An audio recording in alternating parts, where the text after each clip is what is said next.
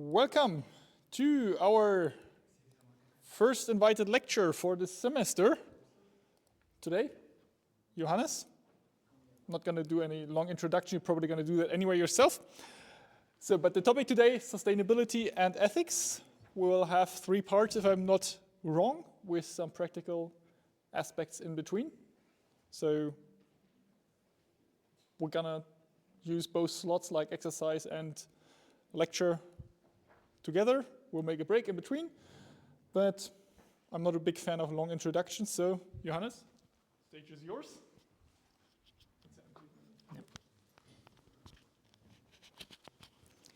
Okay, hello everyone. Thanks for the introduction. I'm very happy to be here today. Johannes Müller-Salo is my name. I'm working in the field of practical philosophy, that is mainly ethics and political philosophy at the University of Hanover. And some part of my research focuses on environmental ethics and especially climate ethics. And this is somehow the way we met and the reason why I'm here today. And in the following hours we have here together in the lecture and the practical part of the event, I'd like to introduce you to some key concepts and key discussions we have within practical philosophy surrounding the topic sustainability and ethics. The presenter is here. Yeah. Okay, and I divided the whole thing into 3 parts.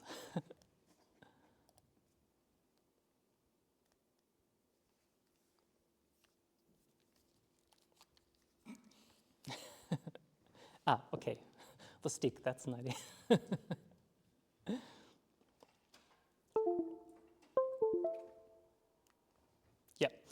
I divided the whole thing into 3 parts, and after the first and after the second part, we will have time for discussion and as well a time to do some practical exercises. So I will start in the first part with focusing on environmental values and their impact on sustainability issues.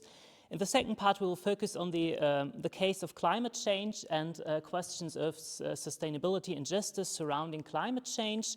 And in the final part, I'd like to focus on a question that is often discussed quite emotionally, namely the question of sustainable conduct and whether there are some individual obligations to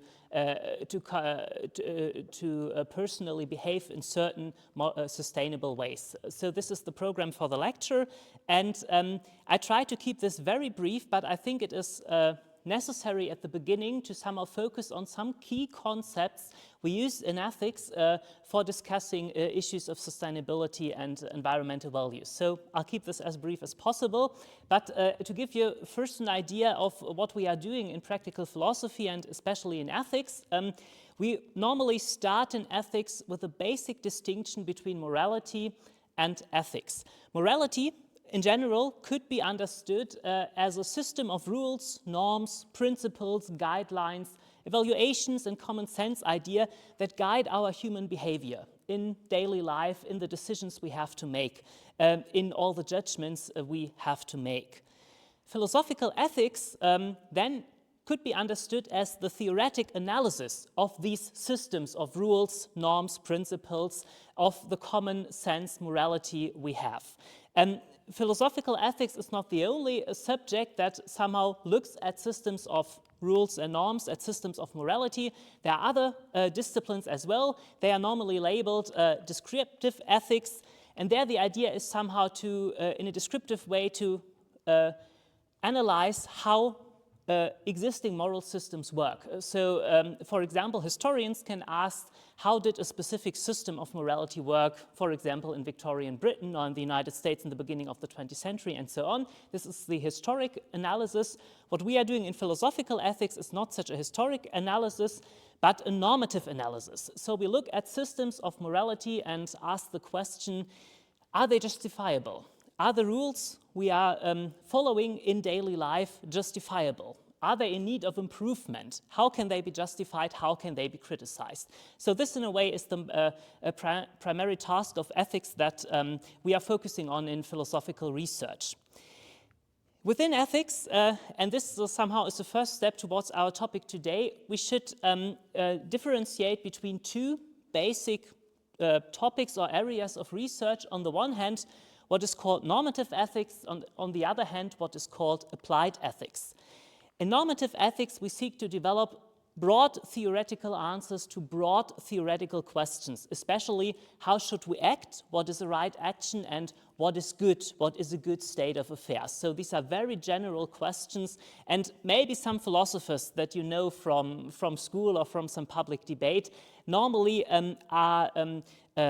are to be located within normative ethics. So, for example, Immanuel Kant, who is maybe the most influential German philosopher from the 18th century, could be understood as having proposed and developed a normative ethics we call deontology, or, for example, the classic utilitarians that you might be familiar with, or at least heard the names, for example, Jeremy Bentham and John Stuart Mill. They could be qualified as well as doing normative ethics, so developing broad systems of ethics that try to answer the question, how should we act and what in the world is good? On the other hand, we have different areas of applied ethics. And applied ethics is a very young discipline, maybe half a century old. And in applied ethics, we seek to identify action-guiding principles and relevant values with regard to very specific branches of human action. And so within the last decades, we saw the development of different types of applied ethics. For example, maybe the most influential one, medical ethics, but as well what we are doing today, environmental ethics, engineering ethics, and then we could mention a lot of other fields and forms of applied ethics. For example, business ethics, or in the last years, what is currently under development, ethics of artificial intelligence. So what we are doing in the following is to focus on applied ethics. And I have only one or two slides left as a general introductory remark, and then we are looking at sustainability. Within ethics, we use two central concepts that are crucial for the whole discipline and for all our analysis, namely the concepts of the right and the good. And we will talk later about the question how they two might be related when we are looking at sustainability issues. But in general, it is important to see that there is a difference, an important difference between the right and the good. When we look at actions, we normally ask the question whether they are right or wrong. So, for example, you shall not lie, you shall help other people. These are classical rules of morality, and these are rules that are directed at actions and that try to give an answer to the question, is an action right or is an action wrong? On the other side, we use the concept of good and the opposite of bad to evaluate states of affairs. So we are not primarily looking at actions, but at state of affairs. And then, for example, we can say the game is funny, this knife is good, the landscape is beautiful, so we can formulate value judgments and say certain states of affairs are good, other states of affairs are bad. And so we always have carefully to differentiate between these issues, the right and the good. The right has to do something with actions, with our conduct. The good has to do something with states of affairs as a general term for how certain things can be and whether they are good or bad.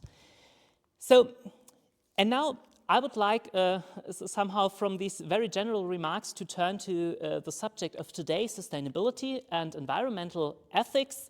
And I would like to start with a very broad and general question, because I think that this question already highlights some of the basic problems we have.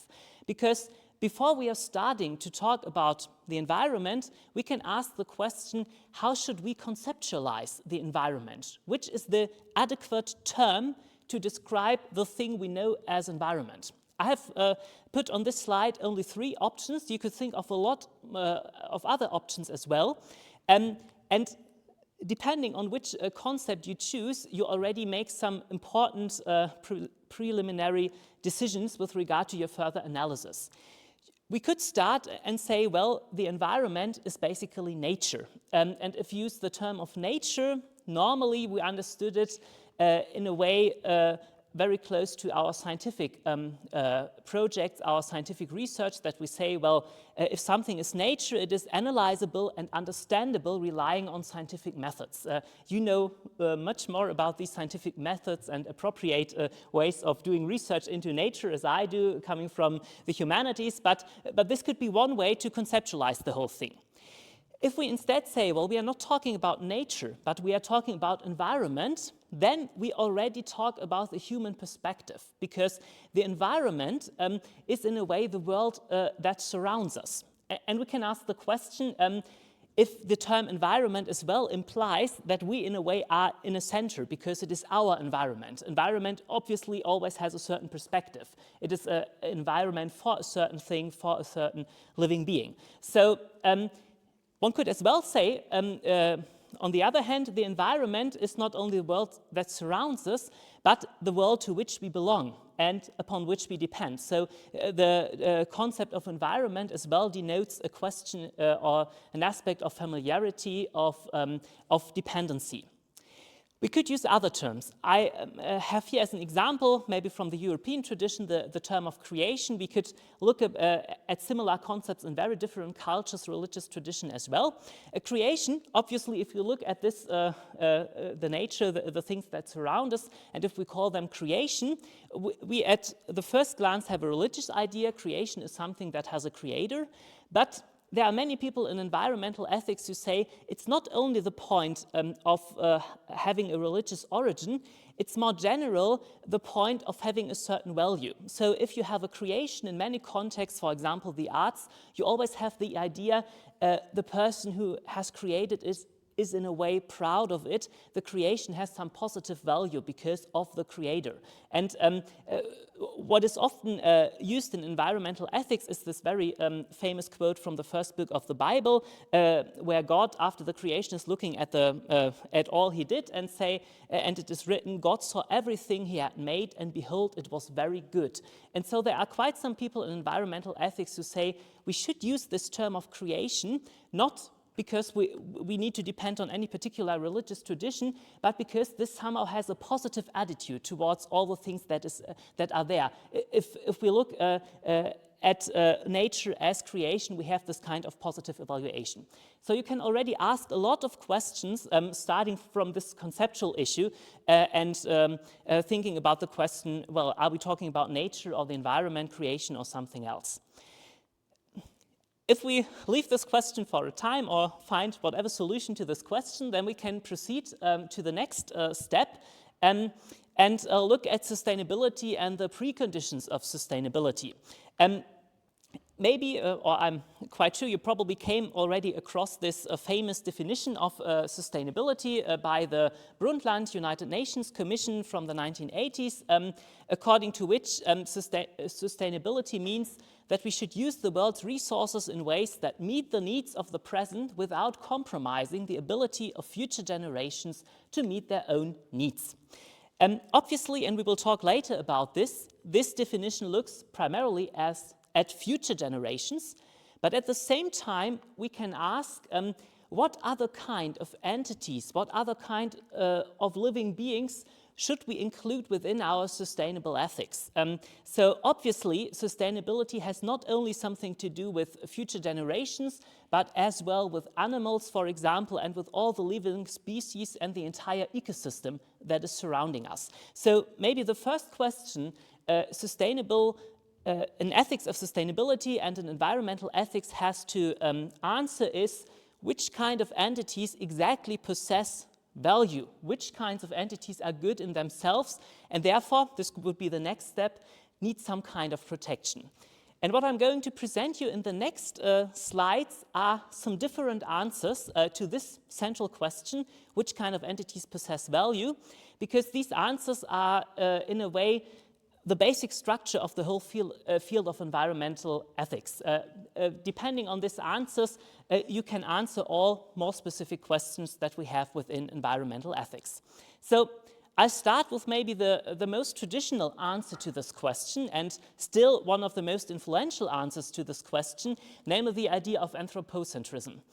The basic idea here is that human beings are the only beings that possess intrinsic value, that are valuable for their own sake. So this is a very old concept. You can find it in ancient times in different cultures, and around the whole European history, for example, this concept has been decisive. So if you're doing this, and if you choose this as a starting point, of course you can do an environmental ethics. But this ethics has a certain focus because it says you need to act sustainably and to protect the environment because this protection and your sustainable action somehow fosters human interests. So this is the main reason why we should, according to anthropocentrism, why we should protect the environment. What is important here to see is that the interests that are at stake here can be very different. And depending on the kinds of interests you are looking at, the extension of protection can be quite strong. So at first, of course, we have economic interests. So nature is a provider of resources in various ways, and this can give us a good anthropocentrist reason to protect the environment.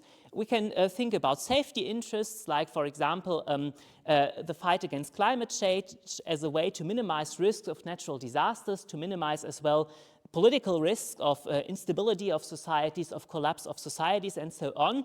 You can argue about health interests, the various way we are dependent on nature in promoting human health, in finding new medicines, and so on.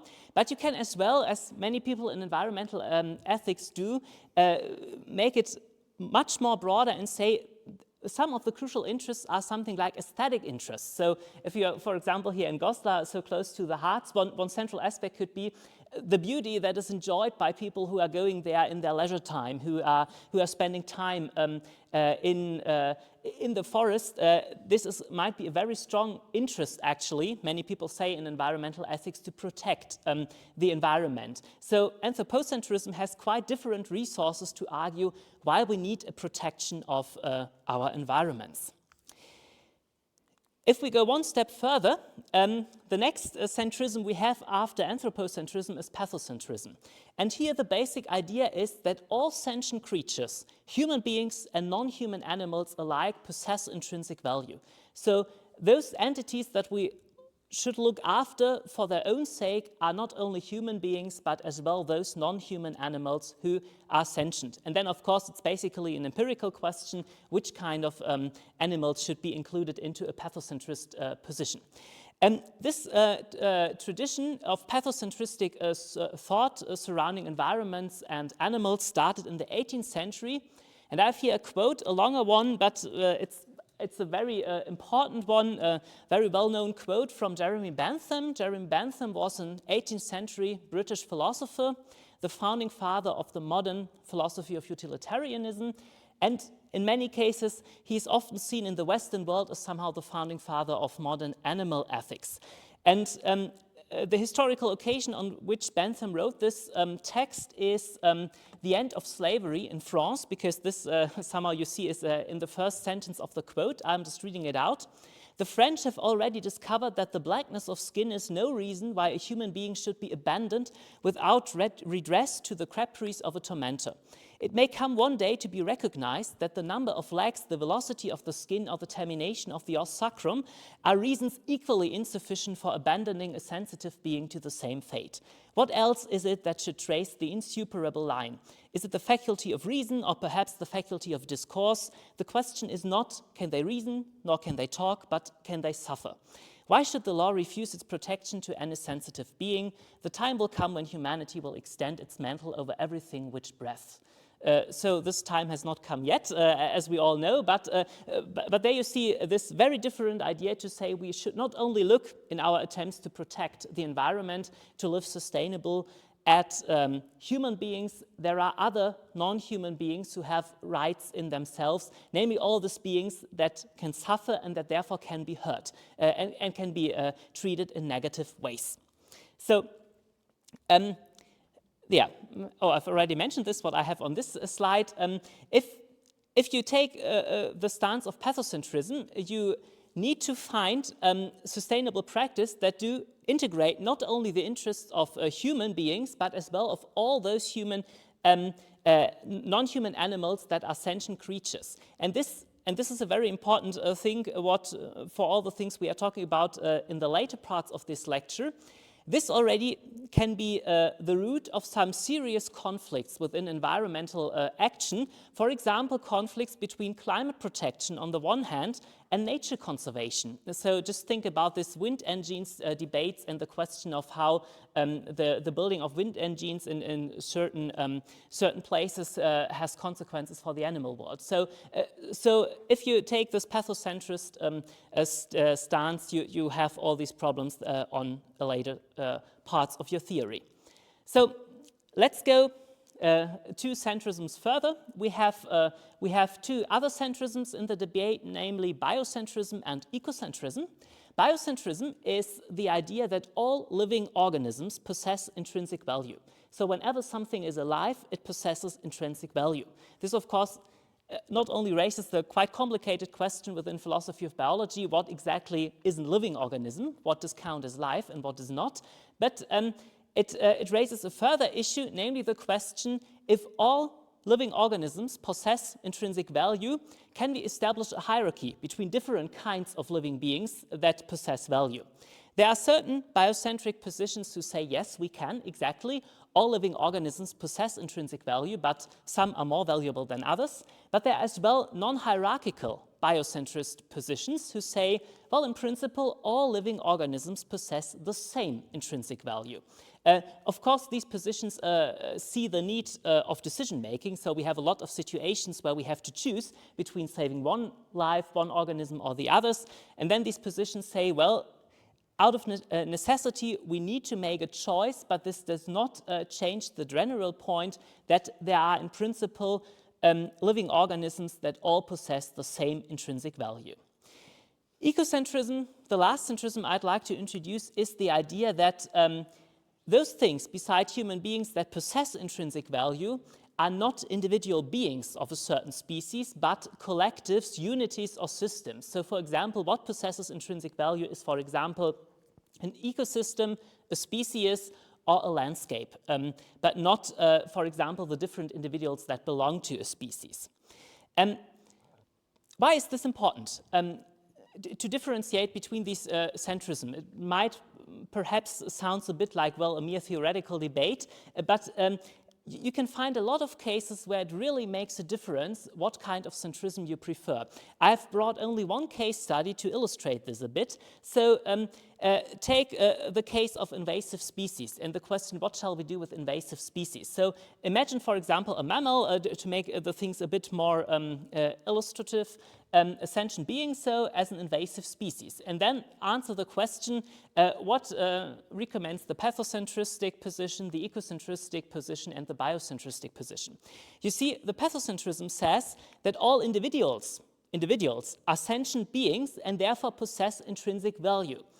If you have this position, the hunt for these animals would only be permissible if they endanger too many other sentient individual animals. So because the pathocentrism focuses on individual living beings, it's quite complicated within such a position to argue, for example, that we should do something against invasive species.